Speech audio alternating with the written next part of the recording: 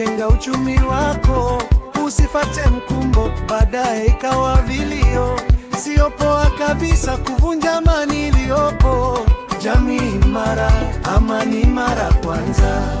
Tanzania yetu, fahari yetu, amani yetu, kipaumbele chetu, kizuri kilicho chetu. Sio sawa kuharibu, kuvuruga amani. Usisubutu kuchochea vurugu, usijaribu.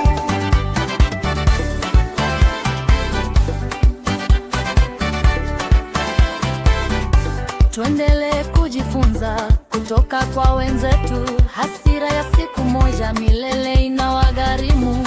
Sasa ni vilio kote, wafanyeje ireji utulivu? Kuharibu ni dakika, kujenga sio siku tu.